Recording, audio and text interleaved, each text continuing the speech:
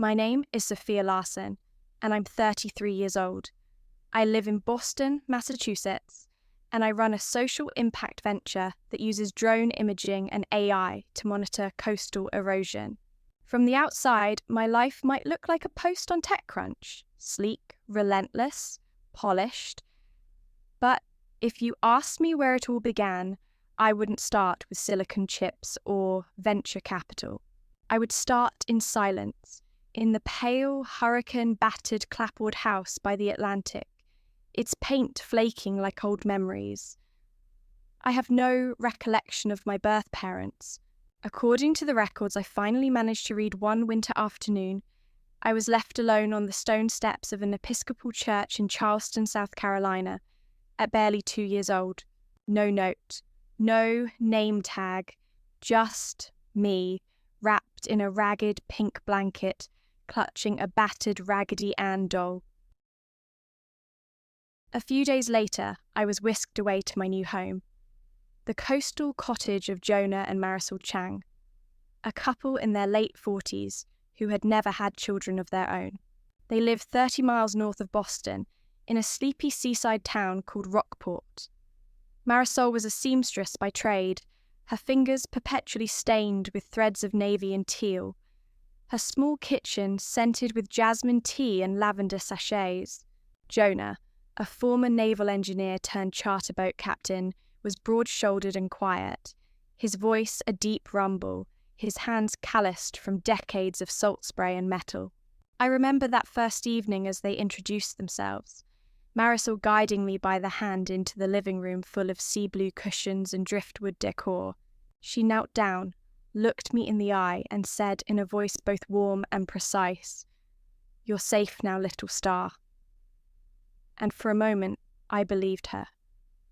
Their house was modest but bright, with tall windows that looked out over the rocky shoreline. In my small room, a hand-me-down crib stood next to an old rocking chair.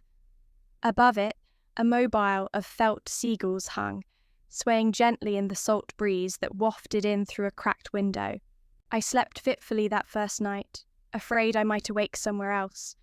But Marisol sat beside me on the edge of the crib, humming a lullaby in Spanish I couldn't understand, but felt like a promise. In the days that followed, Jonah would show me how to skip stones on the tide pools, crouching beside me on the granite ledges. "Try for 3 skips," he'd encourage in his quiet drawl, and I would grin when I managed even one. Marisol baked cornbread on Sundays, golden, buttery squares that filled the house with warmth. She'd perch me on the counter, hand me a wooden spoon, and say with a conspiratorial wink, "The secret ingredient is care, but don't tell anyone." I didn't know what care meant exactly, but I understood that in this house, someone had chosen me. I was 4 when everything began to shift. One crisp autumn day, with maple leaves drifting like embers across the gravel driveway, Jonah sat me at the kitchen table and gently announced that I was going to have a sister. Marisol was expecting a baby of her own. My heart swelled with delight. I spent afternoons making birthday banners from construction paper, singing to Marisol's still belly. I even picked out a name, Lily. But when Lily arrived on a rainy November morning, the cottage felt different. Marisol's soft gaze no longer drifted to me. It stayed fixed on the new crib beside mine. Jonah, once eager to play catch after long days on the water, now came home exhausted and went straight to his cabin study, leaving me alone with Lily's wails. The lullabies that used to soothe me were reserved for my sister, and I found myself standing at the doorway of the nursery, invisible as the salt mist outside. That was the beginning of my slow shrinking. I learned to make myself small, quiet at dinner time, careful not to spill a crumb on the kitchen floor. I took refuge in the attic, among old trunks of forgotten fishing nets and broken lanterns, where the dust motes danced like tiny spectres in the slanted sunlight. But even there, some fragile part of me still believed that, if I proved myself, if I got perfect grades, if I learned to sew every stitch, if I never asked for anything, they would notice me again. And so, I tried. By the time Lily arrived, I understood the fragility of belonging.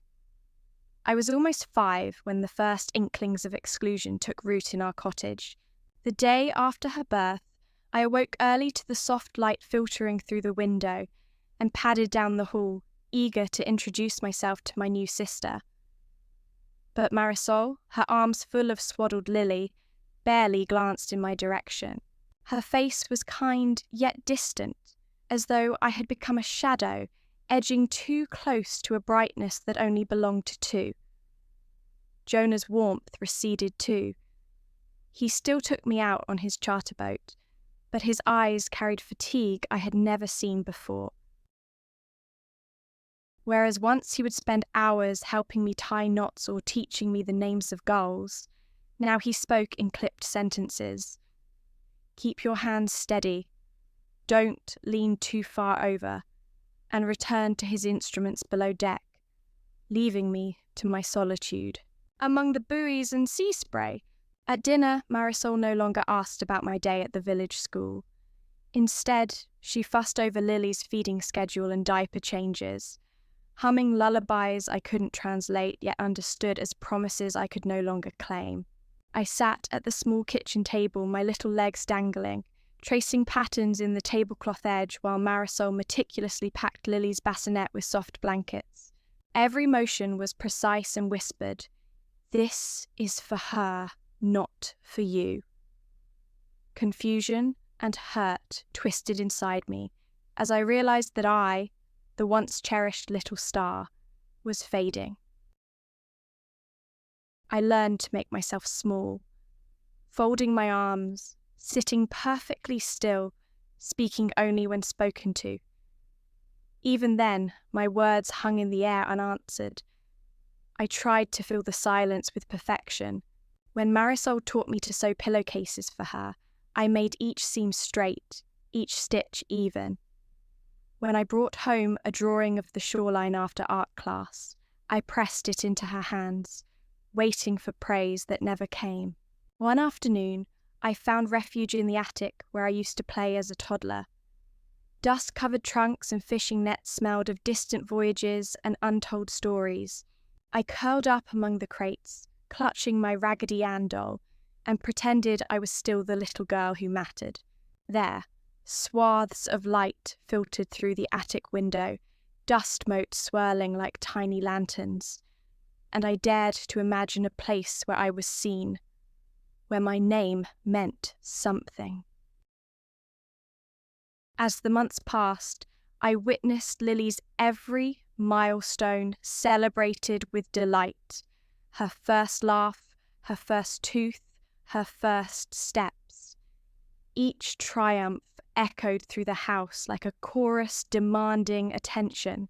Meanwhile, my own achievements dissolved into the background. When I learned to ride a bicycle without training wheels, I coasted through Jonah's arms toward him, beaming. He patted my shoulder kindly and said, "Good job, Sophia," but then turned away to focus on Lily's stroller. One rainy evening, I stood at the doorway of my room, listening to the lullabies drifting from down the hall, and I realized I was invisible. The ache in my chest was sharp, like a pebble lodged in my heart. In that moment, I vowed that I would not remain unseen. I would find a way to carve out my own space, to prove that my worth was not borrowed, and that my voice, though small, deserved to be heard. That night, I lay awake, clutching Raggedy Ann, and imagined a life beyond the cottage walls, one where I would build something meaningful, and find people who chose to see me for who I was. It was a fragile hope, but it felt like the first step toward a new story. In the weeks that followed, my resolve solidified. I threw myself into schoolwork with a precision I hadn't known I possessed. Math problems became puzzles to conquer. Literature, essays, opportunities to craft my voice on paper. I kept my grades pristine, determined that academic excellence might finally earn me a glimmer of acknowledgement. At home, I retreated to my desk in the attic, my sanctuary, and spent hours poring over textbooks by the slanted light of an old brass lamp. One Saturday morning, during a panic of rain that rattled the windows, I discovered a flyer tucked into the Elmwood Middle School's front office bulletin. Regional Science Fair, all grades welcome. My heart thumped as I read the details. This was more than a contest. It was a stage. I imagined standing beneath bright fluorescent lights, presenting my own invention to peers, parents, and judges. I filled out the entry form in careful script and slipped it back under the bulletin board pin, my pulse still racing. That afternoon, I ran home and found Jonah tinkering with his navigation equipment in the garage. My palms were sweaty when I approached. "Dad," I said softly, "I entered the science fair." He didn't look up, hands still adjusting dials. "That's good, Sophia." I waited for more. Encouragement, perhaps. But none came. So I nodded, turned, and carried my budding prototype upstairs. I called my project the Coast Watcher, a set of simple sensors hooked to a small motorized arm, designed to measure shifts in sand levels along the beach and sound an alert if erosion accelerated.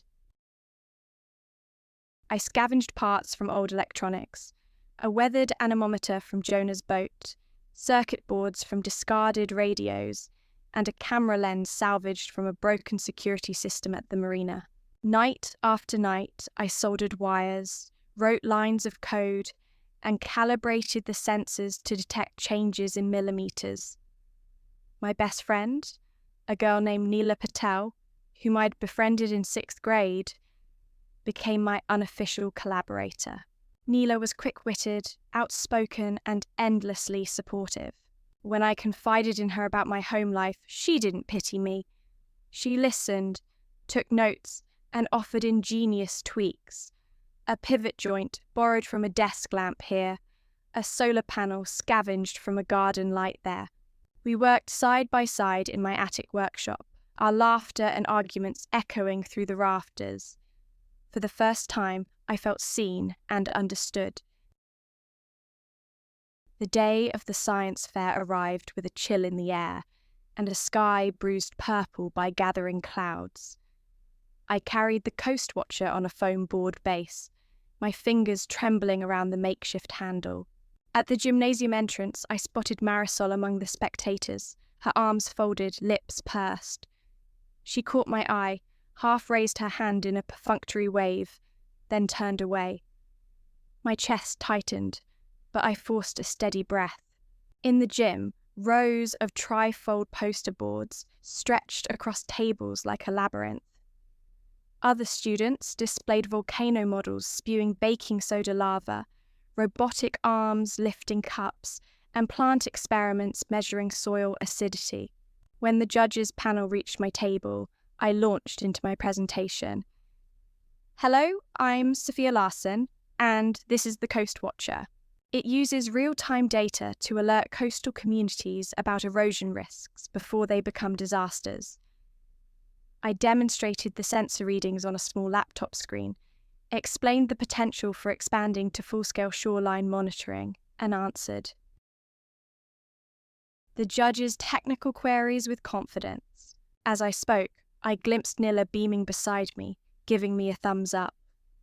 When the awards were announced, I stood clutching Neela's hand with sweaty palms. "First place, environmental innovation," the announcer called. My name echoed in the room, and for one shining moment, I was visible. I accepted the ribbon and certificate, lifted the Coast Watcher high, and felt a rush of triumph so fierce it threatened to upend every doubt I'd ever harboured. That night, as I lay in my attic, number 67 Elmwood Avenue, apartment 3B, Raggedy Ann tucked under my arm, I realized something profound. Recognition doesn't always come from those who neglected you. Sometimes it comes from strangers in a crowded gym, from a friend who refuses to look away, or from the quiet voice inside that refuses to be silenced. And though I was still living in that same cottage by the Atlantic, I carried a new certainty. I would not remain invisible. The momentum from the science fair victory carried me into the summer with an energy I had never felt before. While my classmates drifted off to vacation camps and beach parties, I set up a small lab in the garage. Old workbench salvaged from Jonah's tool shed, plastic storage bins filled with wires and microcontrollers, and a whiteboard scrawled with diagrams of coastal zones. I labelled the space the Shore Lab and threw myself into refining the Coast Watcher. That July, I entered a regional youth innovation challenge hosted by the Massachusetts Institute of Technology's outreach program. The prize: mentorship from MIT engineers and a chance to pitch at the annual Coastal Resilience Summit. Neela helped me rewrite my proposal, emphasizing the system's real-time alerts and potential to integrate satellite data. I mailed the application on a rainy afternoon, my heart pounding as I sealed the envelope. One evening, as I soldered a new sensor array under the dim glow of a clamped lamp, Jonah wandered into the garage. He paused at the doorway, arms folded. "You're spending a lot of time here," he observed quietly. I held my breath, waiting for a reprimand, maybe even a reminder that chores awaited inside. Instead, he nodded toward my workbench. "Don't forget to eat," he said, voice softer than usual, and slipped out without another word. That small acknowledgement felt like sunlight breaking through storm clouds. I realized that even buried under years of indifference, there remained the faintest trace of parental care. I redoubled my efforts, coding algorithms that would allow the Coast Watcher to learn from historical tide data, adding encryption so alerts could be securely transmitted to local authorities, and designing a user interface that displayed erosion. Trends on a simple map. In mid-August, I received the acceptance letter. "Congratulations, Sophia.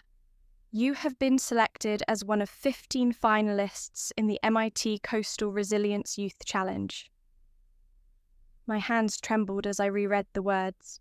I ran upstairs, bursting into Neela's room, waving the letter like a banner. She threw her arms around me, and for a moment, I forgot all the years I'd spent shrinking myself. Over the next 6 weeks, I balanced summer school safety workshops with lab hours.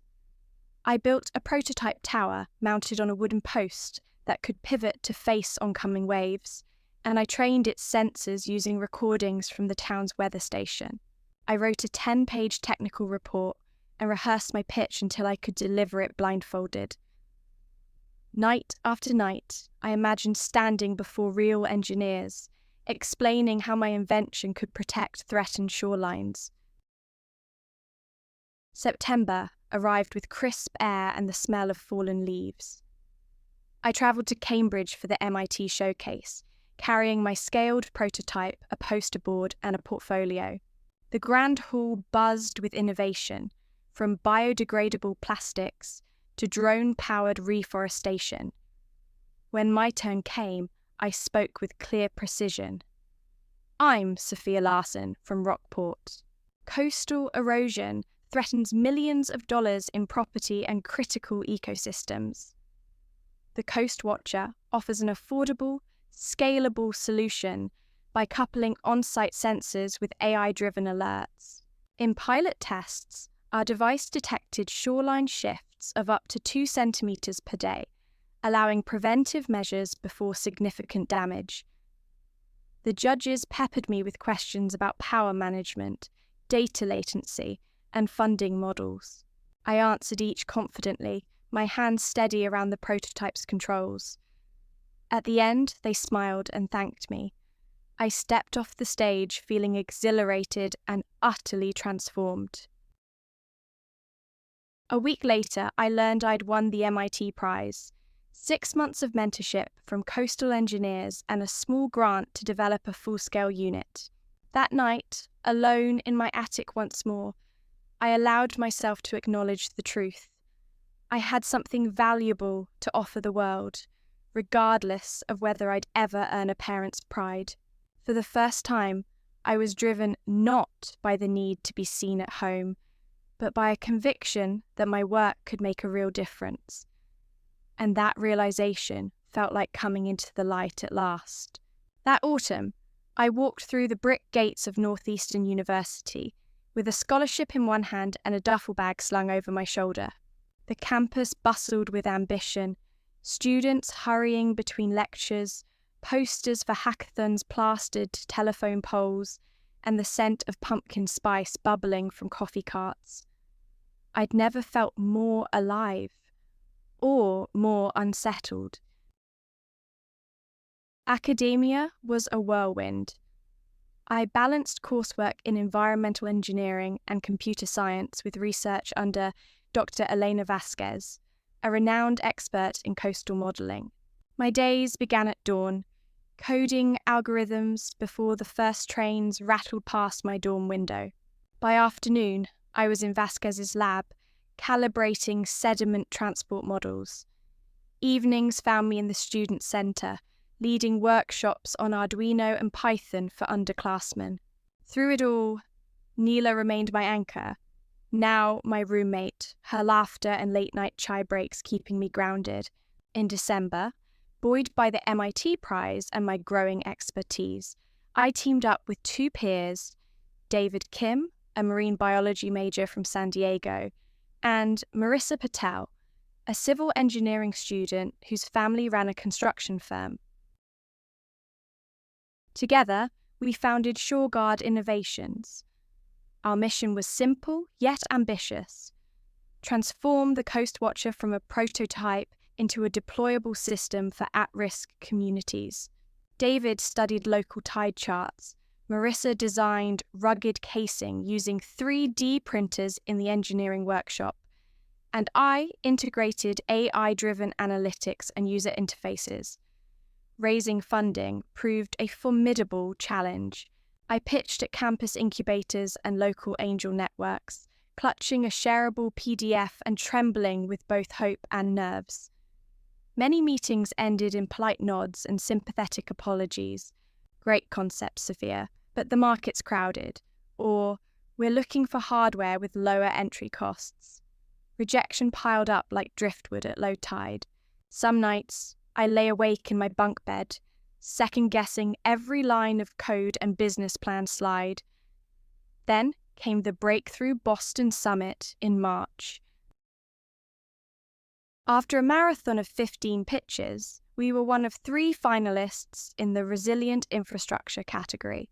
Standing on the stage in a borrowed blazer, I took a deep breath. ShoreGuard Innovations protects vulnerable coastlines with real-time AI alerts and predictive modelling, I said into the microphone. Our system has already detected erosion rates of up to 4 centimetres per week in pilot sites, facilitating proactive reinforcement measures. We partner with municipalities to install low-cost sensor arrays that pay for themselves through reduced damage and insurance premiums.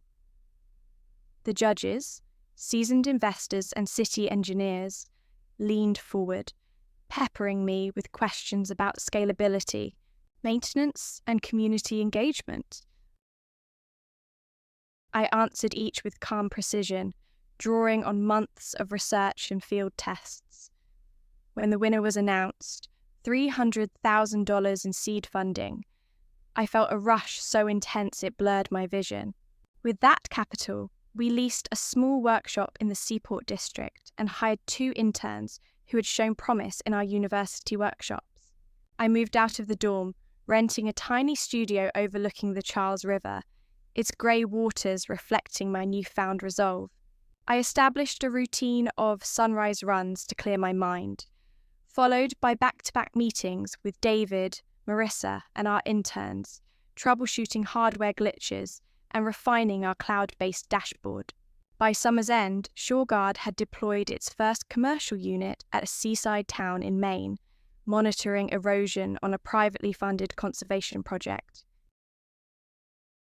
Our dashboard displayed live data, shifting sand levels, wave intensity, and alert thresholds.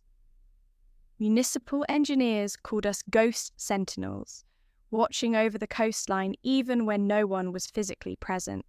That fall, as I prepared my first tax returns as a CEO, I sat alone in my studio apartment, listening to the hum of my laptop and the distant tram closing its doors. I realized that I no longer sought validation from my childhood home. I had built something real, something that people depended on. And though I still carried fragments of that little girl who once felt unseen, I had woven those fragments into a tapestry of purpose, one that would continue to grow far beyond any single shoreline. The success in Maine opened doors I never imagined. In December, we received an invitation from the Norwegian Coastal Administration to pilot ShoreGuard on a stretch of fjord. Coastline north of Bergen. The proposal called for 6 sensor towers spaced along a rocky peninsula where melting permafrost and rising tides threatened local fishing villages. I felt equal parts exhilarated and terrified. This would be our first international deployment, and the stakes were immeasurably higher. In January, David, Marissa, and I flew to Bergen. I remember stepping off the plane into a chill so sharp it felt like it sliced through my jacket, and seeing the jagged peaks reflected in a glassy fjord. We spent days meeting with local engineers and municipal officials, hiking the rugged shoreline to identify optimal sensor sites and negotiating power sources. Solar panels would be unreliable in winter's dim light. In one long meeting in a turquoise-painted community hall, a grizzled fisherman named Eric leaned forward and asked in accented English, "Can your system really warn us before the ground gives way?" His gaze was direct, unblinking. I laid out our data models, showed him sample alerts, and demonstrated how predictive algorithms could forecast erosion surges from heavy rains. When I finished, he nodded slowly, as though weighing my words against years of hard-earned skepticism. "If it works," he said quietly, "you'll save lives and livelihoods." Installation took 3 frigid days. We mounted each ShoreGuard tower on galvanized steel mounts anchored securely into the bedrock, connected sensor arrays to reinforced enclosures, and calibrated the AI modules with local weather station data. At night, we huddled in the guest house over hot cocoa, swapping stories. Marissa shared how growing up near Boston Harbor sparked her passion for coastal safety. David recounted childhood mornings collecting tide pool specimens with his grandfather, and I spoke of the attic where I first dreamt of protecting shorelines. In those moments, I felt a deep kinship with my team, a chosen family bound by shared purpose. When we activated the system at dawn on the 4th day, the first readings trickled in. Micromillimeter shifts in sediment levels, wave height variance, temperature fluctuations. As the sun climbed, colours bloomed across the fjord, and I realised how extraordinary it was to witness real-time data painting the contours of change. We sent our first alert to the local monitoring station. Erosion rate spike detected, 3 millimeters in 2 hours. The engineers verified near the shoreline that a small section of embankment had slumped, exactly as predicted. News of our success spread quickly through the coastal community. Eric invited us to a communal fish stew gathering in a turf-roofed hut, where villagers praised ShoreGuard's potential. Their gratitude resonated inside me like a tide pushing outward. Proof that our work had moved beyond charts and code to touch real lives. Returning to Boston in early spring, I carried with me a renewed sense of purpose. ShoreGuard Innovations was no longer a fledgling startup. It was a guardian for communities at the front lines of climate change. Back at the Seaport office, I updated investors on the Norway pilot, secured a new round of funding, and oversaw hiring of a full-time systems engineer to manage remote deployments. Yet, amidst the expansion, I never lost sight of why I'd embarked on this journey. In quiet moments, early mornings before the city awoke, or late nights listening to data streams, I remembered the little girl in the attic, dreaming by lamplight. I realized that protecting fragile coastlines was, in a way, my way of honoring that child, ensuring that no one else would feel invisible or powerless in the face of forces beyond their control. And that knowledge, more than any accolade, anchored me to the work I loved. By the time spring fully arrived, ShoreGuard Innovations was a thriving hub of activity. Our modest workshop in the Seaport district buzzed with interns soldering circuit boards, engineers troubleshooting sensor calibration, and a steady hum of data flowing through our cloud servers. Yet, amid the bustle, I felt an undercurrent of restlessness, a question that tugged at me each time I reviewed our quarterly metrics. Was I still chasing a need to be seen, or had I truly outgrown the shadows of my childhood? To find answers, I took a rare afternoon off and drove north along the coast toward Rockport. The winding road led me past marshlands dotted with egrets, red brick lighthouses perched against the horizon, and the small clapboard house where my story began. My heart pounded as I turned onto Elmwood Avenue and pulled up in front of the number 67. The white paint was weathered, the sea blue shutters faded to grey, and the felt mobile of seagulls no longer hung in my old bedroom window. I hesitated before stepping onto the creaking porch, memories flooding back. Marisol's soft humming, Jonah's patient smiles. The first day Lily arrived. I pressed the doorbell, but no chime echoed inside. After a moment, I turned and left, the resolve and doubt swirling inside me like the tide. I realized that seeking their recognition again would risk reopening wounds I had spent years healing. Instead, I carried their unspoken absence with me as a reminder. My worth could not be defined by those who chose silence. Back in Boston, I channeled that clarity into our next project. A coastal town in Louisiana had reached out, citing extensive erosion that threatened its historic levees and threatened freshwater marshes home to migratory birds. Working with local environmental groups and tribal councils, we adapted the Coast Watcher for wetland monitoring, adding water quality sensors to detect salinity and nutrient shifts and programming AI models to recognize the subtle patterns of marsh degradation. Leading this initiative was both a professional milestone and a personal triumph. I travelled to the bayous in a rented SUV, swapping my tailored blazer for rubber boots and a wide-brimmed hat. I met Chief Marjorie LaSalle of the Biloxi Chitimacha Choctaw tribe, whose ancestors had stewarded these lands for centuries. In a shaded communal longhouse, she spoke of the wetlands as living relatives. If the marsh dies, we die. Her words resonated deeply, connecting the eco-engineering work I loved with a cultural heritage of respect and reciprocity.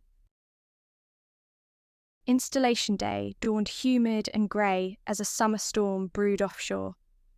David and I waded through knee-deep water to place sensor modules atop custom floats, while Marissa secured solar wind hybrid power units on nearby cypress stumps. As weathered birds called overhead, I felt a familiar thrill. This was more than data, it was collaboration shared across generations and backgrounds. When the first marsh health alert pinged on our dashboard that evening, indicating increased salinity after a storm surge, I knew we were making a real difference. Upon returning to Boston, I shared our Louisiana success at a global climate conference, standing before diplomats, scientists, and NGO leaders. My pitch wasn't just about technology. It celebrated partnership, listening to Indigenous knowledge, and ensuring that communities had agency over their own resilience strategies. The standing ovation that followed felt different from any earlier applause. It was a recognition of values, not just innovation. That summer, ShoreGuard Innovations grew into a fully staffed enterprise.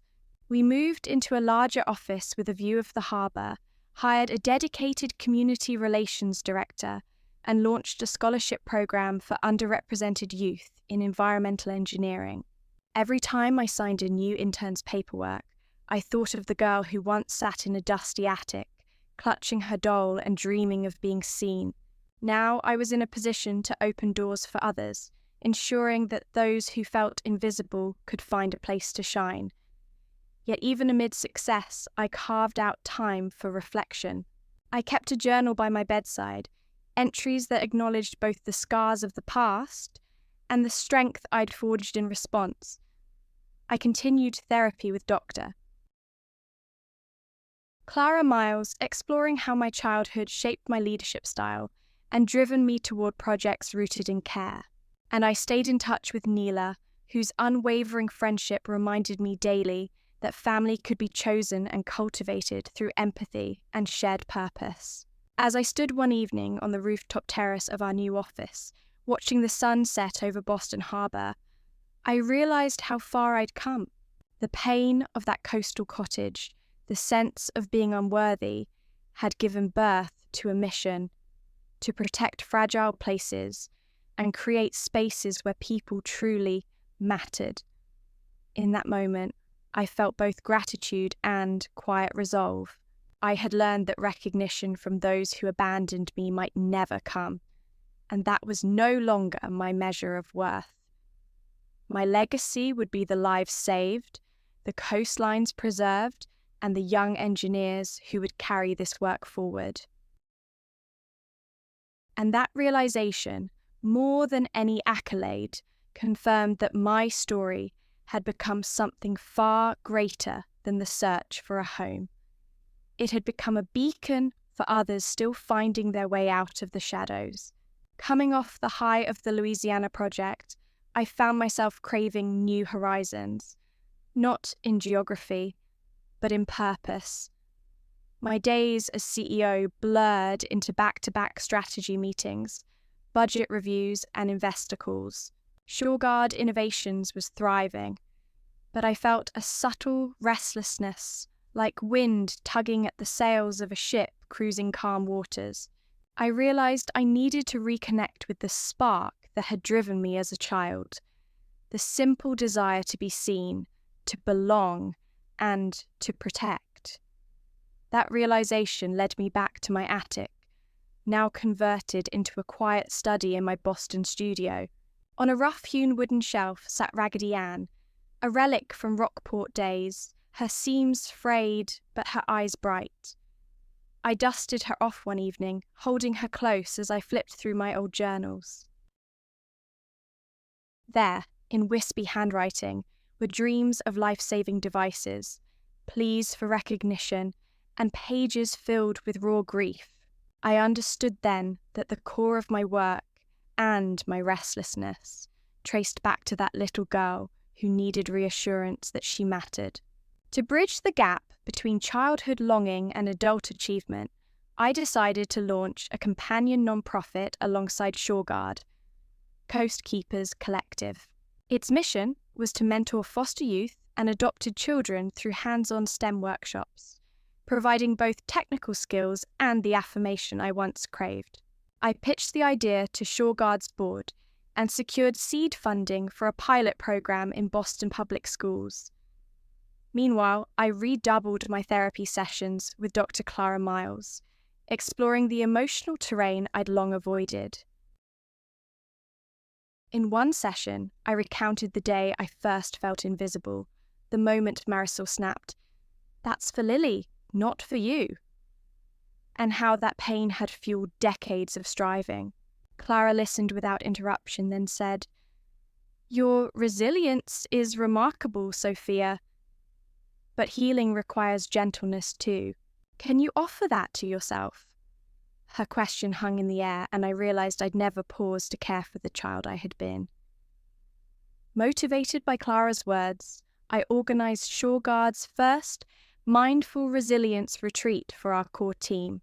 We rented a lakeside cabin outside Portland, Maine, and filled 2 days with guided meditation, peer sharing circles, and evening bonfires. As my colleagues shared stories of professional burnout and personal struggle, I felt a shift in our dynamic. We were no longer only co-workers, but a community bound by vulnerability and mutual care. That retreat became an annual tradition, reminding me that success without human connection can feel hollow. Back in Boston, CoastKeepers Collective held its inaugural workshop at East Boston High School. I taught a group of eager teens how to assemble simple sensor modules and write code to visualize data. Their eyes lit up when their handmade circuits blinked in response to simulated wave height changes. At the end, I asked them, "What keeps you motivated when things get tough?" A 14-year-old girl named Maya raised her hand and said softly, "Because someone believed I could." In that moment, I saw my younger self reflected in her, and I knew the work had meaning beyond any business metric. That autumn, as ShoreGuard prepared to deploy a network of sensors along a vulnerable coastline in Vietnam, I felt the familiar mixture of excitement and apprehension. This time, I carried Raggedy Ann in my carry-on, a talisman reminding me both of where I'd come from and why I'd chosen this path.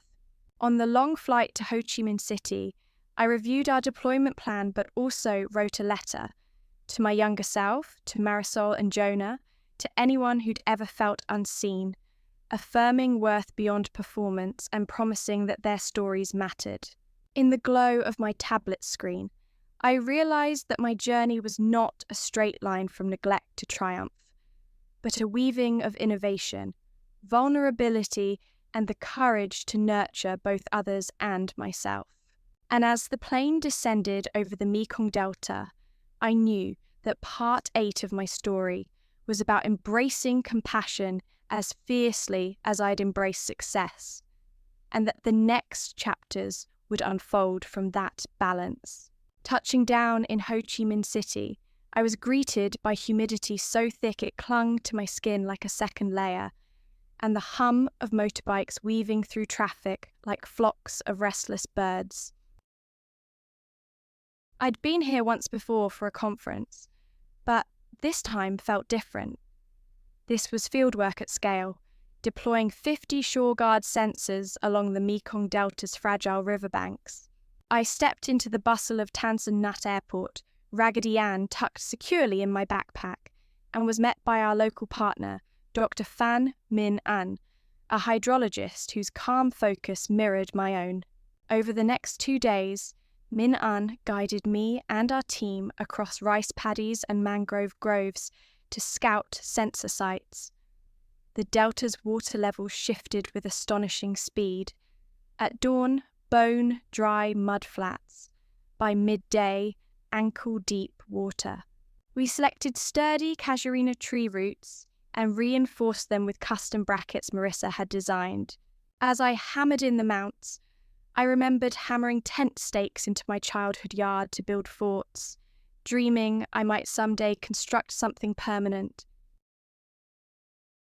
Each morning before work, I rose at sunrise to watch the delta come alive. Fishermen casting nets in narrow channels, water buffalo trudging through flooded fields, egrets lifting gracefully into the saffron sky. I realized that this landscape was more than a test site. It was a living tapestry, woven from generations of human and natural resilience. Deploying sensors here wasn't just about data. It was about honoring that bond and helping communities steward their heritage. On deployment day 4, the network went live. Data from each station, riverbank movement, sediment turbidity, and flood height began streaming into our cloud platform. Our local IT liaison, Guyen, configured SMS alerts to village leaders, ensuring that even without smartphones, they'd receive critical warnings. I watched as the first alert popped up.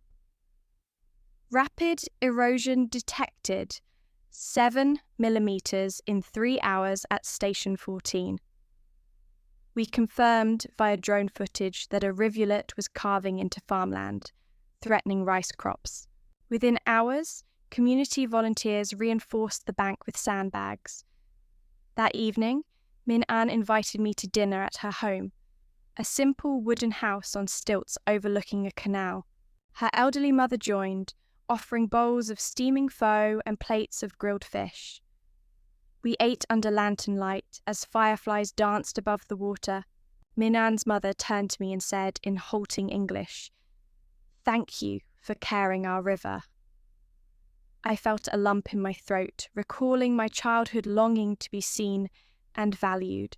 Here, across the world, strangers were acknowledging my work, not just as technology, but as compassion in action. The week culminated in a community workshop where we trained local volunteers to maintain the sensors and interpret the data. I watched young graduates, once wary of foreign consultants, light up as they realised they could use ShoreGuard to advocate for flood relief funds and sustainable farming grants. One volunteer, a slim man named Hai, thanked me for bringing a voice to his village's needs. His words struck me. Technology could give people a voice, just as I'd once craved one. On the flight back to Boston, I looked over my journal entries. Notes about sensor calibration, community feedback, and a letter I'd begun drafting to my younger self. You are seen. You are valued. Your story matters. I closed the notebook, feeling a deep sense of closure and renewed purpose. For decades, I'd chased acknowledgement. Now I was helping others claim theirs. And in doing so, I finally understood how my own journey, from a frightened child in a pink blanket to a woman deploying resilience tools across continents, had been about one thing above all: turning invisibility into empowerment. Back in Boston, I walked into ShoreGuard Innovations' new headquarters, a converted loft overlooking the Fort Point Channel, with a quiet pride that still felt slightly surreal. The walls were lined with display screens, showing real-time data from deployments in Maine, Norway, Louisiana, and Vietnam. Interns clustered around high-top tables, soldering sensors. Engineers peered at code on dual monitors. A steady hum of conversation and collaboration filled the space. I paused at the entrance, took a steadying breath, and reminded myself, this was the culmination of a lifetime's work, born from the ache of being unseen, transformed into a mission to safeguard communities worldwide. That same afternoon, our communications director, Eleanor Reyes, handed me an email from a consortium of Pacific Island nations. Rising sea levels were threatening low-lying atolls, and they'd heard of ShoreGuard's success. They wanted to explore a pilot program to monitor shoreline changes and support early evacuation planning. As I read the message, I felt the familiar pull of both excitement and responsibility. This was more than a business opportunity. It was an invitation to extend our impact to some of the planet's most vulnerable populations. I assembled a rapid response team, Dr. Phan Min An, who knew the challenges of Delta regions, Marissa Patel, expert in rugged hardware design, and Neela Patel, now ShoreGuard's head of community outreach, whose empathy and organizational skills had become indispensable. We spent the next week drafting a proposal that wove together technical plans, cultural considerations, and partnership frameworks with island governments and NGOs. We mapped out sensor placements on coral reefs, mangrove swamps, and black sand beaches, ensuring local communities would lead installation and maintenance. Meanwhile, I carved out time for CoastKeepers Collective. Our pilot STEM workshops in Boston schools had shown that foster youth not only thrived with hands-on technical challenges, but also craved the affirmation that came with mentorship. I visited the East Boston program one afternoon, guiding a group of 9th graders through assembling simple water quality sensors. Seeing their eyes widen when their circuits lit up gave me a jolt of the same thrill I'd felt winning my first science fair. Afterward, as they clustered around me with questions about university life and career paths, I realized that my story of feeling invisible, then forging my own path, had become a beacon. That evening, I found myself back in the attic study of my studio apartment, writing in my journal by lamplight. I reflected on the journey so far.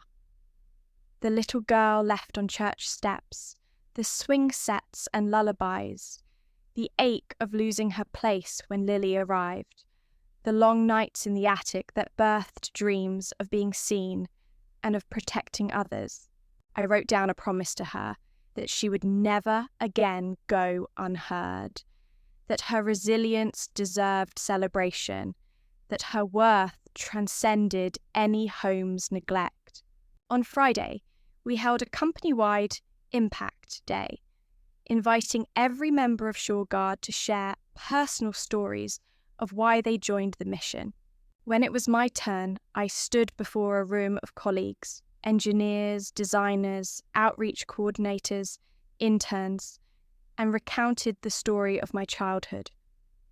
The fear, the rejection, and the turning point at the science fair when I realized that recognition could come from work that mattered.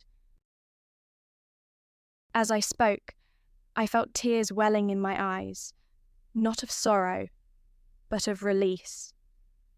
At the end, the room rose in applause, and I saw faces glisten with empathy and respect.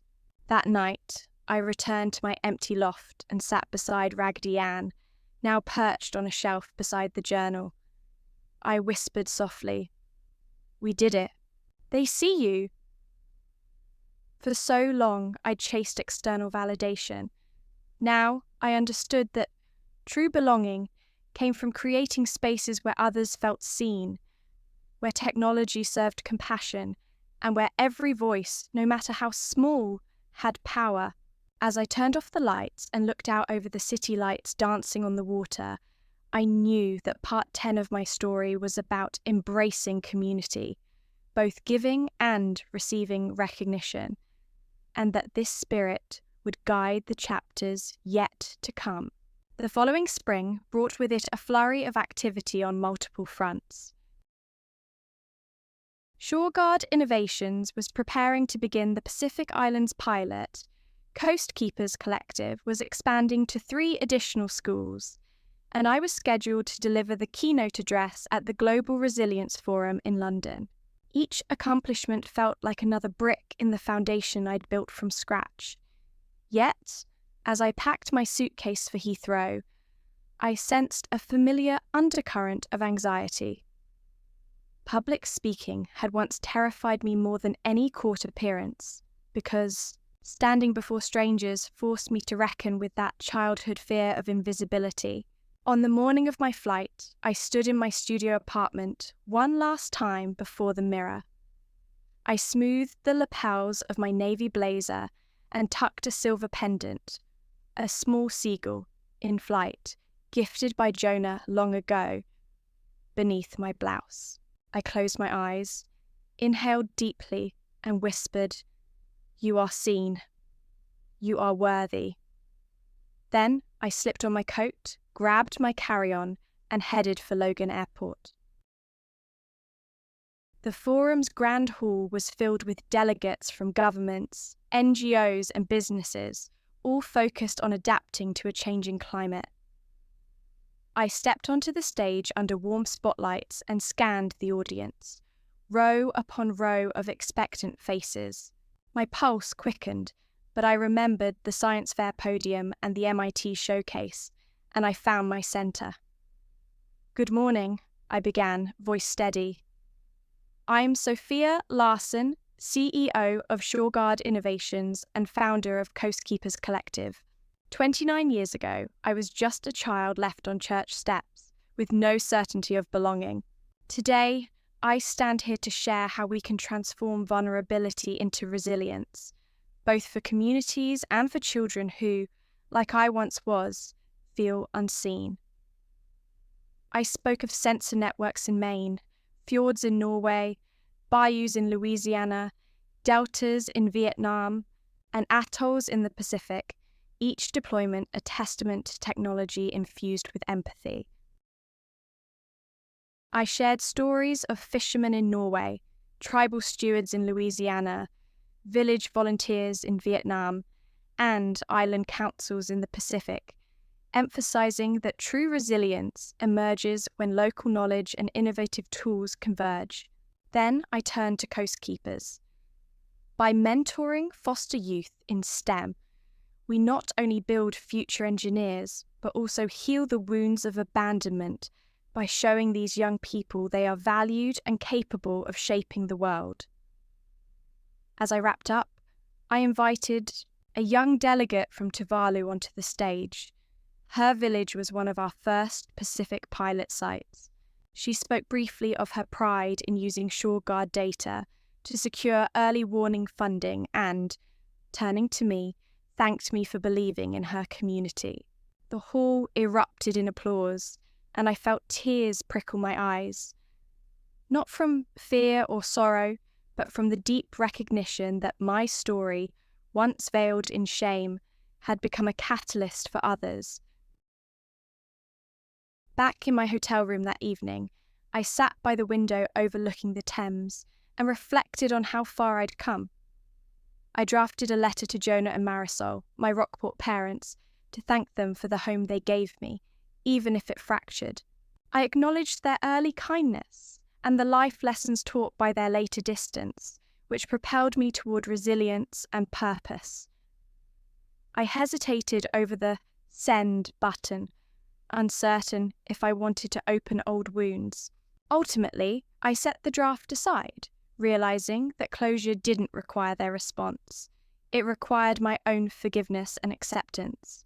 Returning to Boston a few days later, I found ShoreGuard's mailbox flooded with partnership inquiries from 5 new island nations, and Coastkeepers was invited to present at an international education summit. I celebrated with my team at our rooftop terrace, sharing sparkling cider and laughter as the city skyline glowed at dusk. I watched their faces, enthusiastic, determined, proud, and I understood that being seen by them was more precious than any childhood acknowledgement I'd sought. That night, I placed the unsent letter back in my journal and added a new entry. "You gave yourself the gift of purpose, Sophia. You are enough." As I closed the journal and drifted to sleep, I felt a quiet certainty. The chapters ahead would continue weaving innovation with compassion, ensuring that every person and shoreline we touched would know they mattered. Summer in Boston arrived with a rush of warmth and possibility. ShoreGuard Innovations had just completed a successful pilot on 5 Pacific Island atolls, and CoastKeepers Collective was wrapping up its second year of STEM mentorship with over 70 foster and adopted youth served. Yet amid the victories, I felt a growing pull toward deeper impact, towards systemic change rather than isolated projects. One evening, as I walked along the harbour walk past bobbing sailboats, I reflected on how my life had intertwined technologies of resilience with the human need to belong. I realised that, while our sensors watched coastlines, we needed a way to watch communities of youth, to help those at risk of falling through society's cracks. That night, I drafted the framework for a third initiative, the Lighthouse Network, a coalition of nonprofits, schools, and civic partners dedicated to pairing each foster teen with a mentor in STEM fields, ensuring ongoing guidance, advocacy, and real-world experience. I proposed the Lighthouse Network to ShoreGuard's board and to the CoastKeepers Advisory Council. Both groups recognised its potential to scale our work. ShoreGuard would provide technical resources and data platforms. CoastKeepers would leverage school partnerships, and new non-profit collaborators would recruit mentors and secure funding. Within 2 months, we had a steering committee and seed grants from 2 philanthropic foundations. In September, I launched the first Lighthouse cohort at the Boston Public Library, assembling a roomful of eager teens, volunteer mentors, and community leaders. I opened the program with my story. Left on church steps, adopted into a loving yet tumultuous home, driven to excel in science fairs and college, and ultimately becoming a leader in climate resilience. I emphasized one core idea: no one should navigate life's storms alone. With a trusted guide, every challenge becomes surmountable. Over the next weeks, mentors, engineers, data scientists, environmental planners met their mentees for hands-on workshops and one-on-one sessions. I watched as a shy boy named Malik, once reluctant to speak up, presented his first coded infographic on air quality data, and I witnessed a resilient young woman, Anna, draft a grant proposal to secure funding for green infrastructure in her neighbourhood. Their pride mirrored the validation I had long sought, and now I saw it bloom in others. Meanwhile, ShoreGuard's engineering team prepared for a deployment along the Arctic coastline in northern Greenland, an area experiencing rapid permafrost thaw. I joined the planning calls, balancing technical logistics with community engagement plans, ensuring that Indigenous Inuit partners would co-lead sensor sighting and data interpretation. Amid these initiatives, I carved out time for personal reflection. I resumed bi-weekly sessions with Dr. Clara Miles, exploring the nuances of leadership and self-care. Clara reminded me that sustainable impact required sustainable practices, both for organizations and for individuals. I began practicing daily mindfulness, taking sunrise jogs along the Charles River, and dedicating Sunday afternoons to reading fiction or tending my small balcony garden.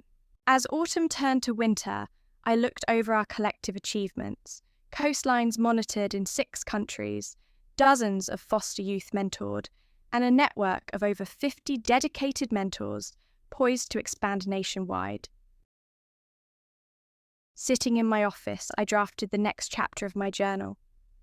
From the silence of that early morning in Rockport to the voices rising across oceans and cities, my journey has always been about connection, between people, between past and present, and between technology and compassion. The Lighthouse Network ensures that no one, child or coastline, faces the dark alone. And with that conviction, I stepped forward into part 13. As the calendar turned to the new year, I felt a familiar thrill of anticipation and a measure of trepidation, knowing that our work was expanding on multiple fronts. ShoreGuard Innovations was preparing to deploy our Greenland system in early spring. CoastKeepers Collective was planning its first national conference for foster youth STEM mentorship, and the Lighthouse Network was launching pilot chapters in 3 additional states. Each venture brought its own challenges, logistical puzzles, and opportunities for impact. In late January, I flew to Nuuk, Greenland's capital, to oversee the Arctic deployment. The moment I stepped off the propeller plane into the crisp polar air, I was struck by the vastness of the ice fjords and the resilience of the local community. Our partner, Kalalit Nunaat University's Environmental Science Department, had identified 6 priority sites where permafrost thaw was already undermining coastal infrastructure. As I toured the snow-swept terrain with Professor Akaluk Peterson, a soft-spoken Inuk hydrologist, I felt both the gravity of our mission and the privilege of bearing witness to a landscape in transformation. Installation was arduous. We braved sub-zero temperatures to mount sensor arrays on reinforced steel frames, burying data cables beneath frost-hardened soil and securing solar-wind hybrid power units against gusting winds. At night, our small team huddled in the university's heated lab, reviewing live readings as the sensors captured millimetre-scale ground movements beneath the aurora-lit sky. When the first alert registered, indicating a rapid thaw event near a remote fishing hamlet, I coordinated with the local council to dispatch maintenance crews and reinforce vulnerable embankments. Seeing protective sandbags and timber bracing arrive before the next thaw cycle reinforced the life-saving potential of our technology. Returning to Boston 2 weeks later, I immediately plunged into planning for the CoastKeepers Collective conference. We'd secured the historic Boston Athenaeum for the event, intending to bring together mentors, mentees, educators, and non-profit leaders for panels, workshops, and networking. In the weeks leading up, I worked with our events team, led by my longtime friend and operations director, Vivian Chu, to craft a program that balanced inspiration with practical skill building. We invited speakers ranging from NASA engineers to social workers, each sharing how mentorship in STEM can transform trajectories. On the morning of the conference, I stepped onto the Athenaeum stage, its vaulted wooden ceiling rising above rows of seats filled with eager faces. 13-year-old mentees in CoastKeepers t-shirts, volunteer mentors clutching notebooks, and educators from across the region. I opened by recounting a moment from my own youth, how winning my first science fair made me visible for the first time, and then challenged the audience. Visibility without opportunity is only half the promise. Our job is to pair attention with action. The auditorium echoed with applause, and I sensed a shared commitment to make that promise tangible. Meanwhile, back at ShoreGuard headquarters, the Lighthouse Network team was finalizing partnerships in Texas, Oregon, and New York. We had already vetted mentor applicants, trained regional coordinators, and aligned curricula with local schools. Each coordinator would host monthly meetups, hands-on projects in robotics, environmental monitoring, and data visualization, coupled with one-on-one career coaching. I participated virtually in their first planning call, offering encouragement and reminding everyone that, even amidst busy schedules, small gestures, a handwritten note, a quick check-in call, could change a young person's life. That evening, as I sat in my studio apartment overlooking the Charles River, I allowed myself a rare moment of stillness. I reflected on how the little girl once hidden behind driftwood and dust motes had grown into a leader whose work now spanned polar ice to tropical deltas, that she had created systems ensuring no shoreline, no foster teen, and no aspiring engineer would face their storms alone. I opened my journal and wrote, Part 13. When the work becomes a chorus of voices, Arctic guardians, young mentors, community stewards, you realize that resilience is built not by one person, but by a network of believing hearts. With that affirmation warming me like a hearth, I closed my journal and whispered into the quiet, we're just getting started. Late spring brought a surprising invitation that tested how far I'd truly come. Elmwood Middle School in Rockport reached out to ask if I would return as their commencement speaker. It felt like a circle closing, back to the corridors where I once felt invisible, asked now to lend my voice. I hesitated only for a moment before accepting. This was not about seeking validation from Marisol and Jonah, but about affirming every child who still needed to hear that they mattered. A week later, I drove up the coastal road, watching familiar landmarks glide by. The marshes flecked with egrets, the weathered red lighthouse, the narrow driveway leading to number 67 Elmwood Avenue. My heart fluttered as I parked near the school's small auditorium, its windows reflecting a radiant sunset. Neela joined me, now my closest confidant and ShoreGuard's head of outreach, and handed me a glass of sparkling water. "You ready?" she asked quietly. I nodded, smoothing the lapel of my blazer. Inside, the gymnasium buzzed with energy. 8th graders in caps and gowns, proud parents, and a handful of teachers I vaguely recognized. As I stepped to the podium, I scanned the crowd, half expecting Marisol or Jonah to appear in the back row.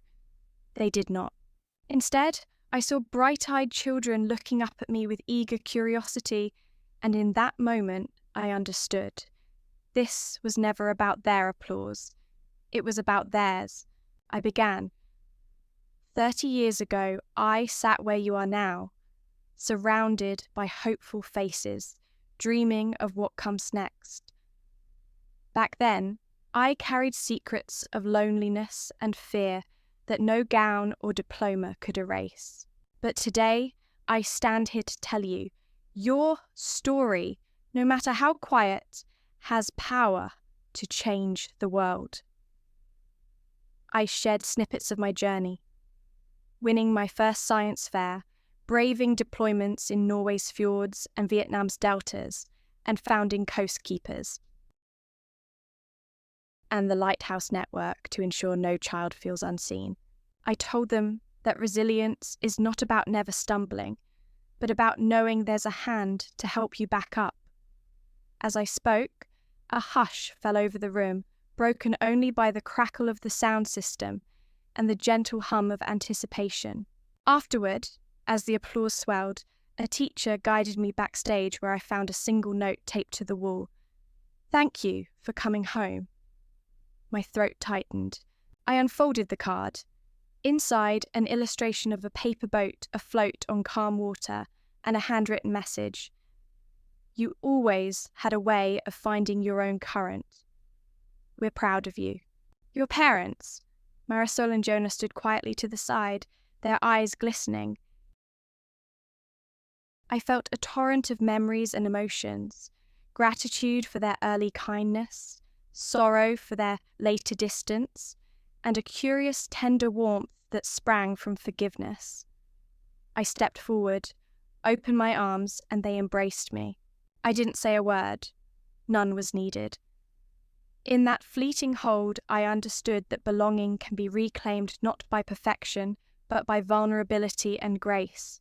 That evening, as I drove back to Boston under a sky streaked with pink and gold, I held their note against my heart. I realized that my story had come full circle, from a frightened child seeking recognition to a leader creating platforms where every voice could be heard. The ache of being unseen had guided me toward building resilience, not just for coastlines, but for people. Tomorrow would bring new challenges, global deployments, non-profit expansions, and the final chapter of my own journey. But in that moment, between Rockport and Boston, I felt a quiet certainty. I was home, at last, in my own story. The morning after the Rockport commencement, I awoke before dawn, sunlight pooling across my studio floor. I felt the soft weight of closure and a burgeoning anticipation for what lay ahead.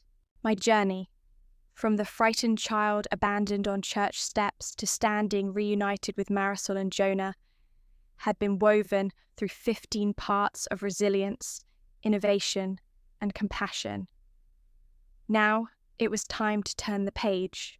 I began the day with a ritual I'd adopted during my early startup years. A quiet walk along the harbour walk, coffee in hand, watching boats drift beneath the rising sun. As I strolled, I reflected on our global impact. Sensor networks safeguarding shorelines from Maine's rocky cliffs to Greenland's permafrost, mentorship programs lighting sparks in foster youth across American cities, and community-led deployments in Vietnam and the Pacific. Each success had begun with a single spark of determination, fueled by my own longing to be seen and valued.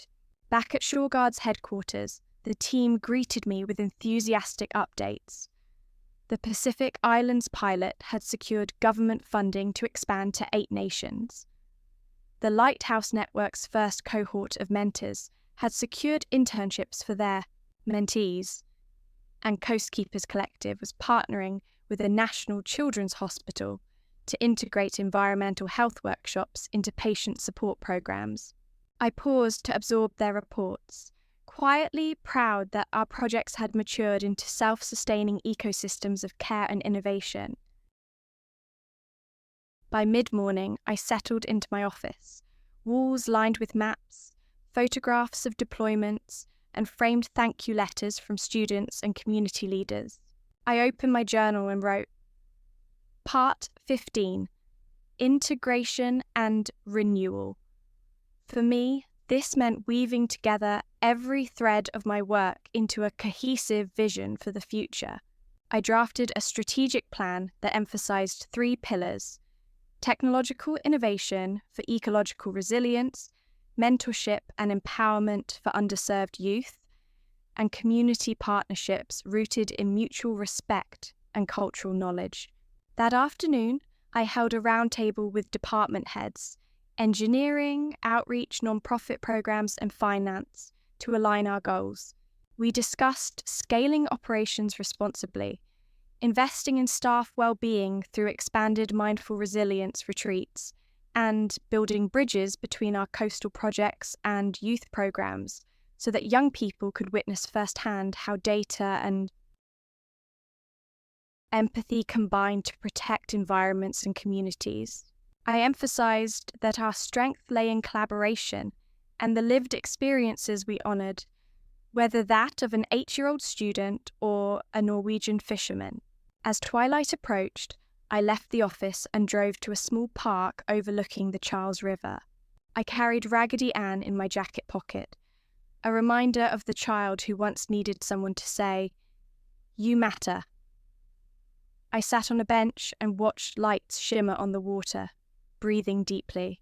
In that stillness, I acknowledged all that had shaped me: the pain of being overlooked, the thrill of discovery, the solidarity of chosen family, and I felt gratitude. Before returning home, I pulled out my phone and recorded a voice memo. To every child who feels invisible, know that your story holds power. Your worth isn't proven by a birth certificate or a grade. It's proven by your courage to keep going, your curiosity to learn, and your compassion for others. We see you, we believe in you, and we're building pathways for you to thrive. Later that night, I sat at my desk and penned the final entry in my journal. From Rockport to Boston, from dust-filled attics to global summits, my journey has been guided by the simple truth that every life deserves recognition, every coastline protection, and every voice a chance to be heard. As I close this chapter, I open the next, with purpose renewed, community strengthened, and a heart ready to champion both people and planet. The story continues. With that, I closed the journal, turned off the lamp, and looked out at the city lights, ready for whatever the future would bring, confident that visibility and care remain at the heart of all I do.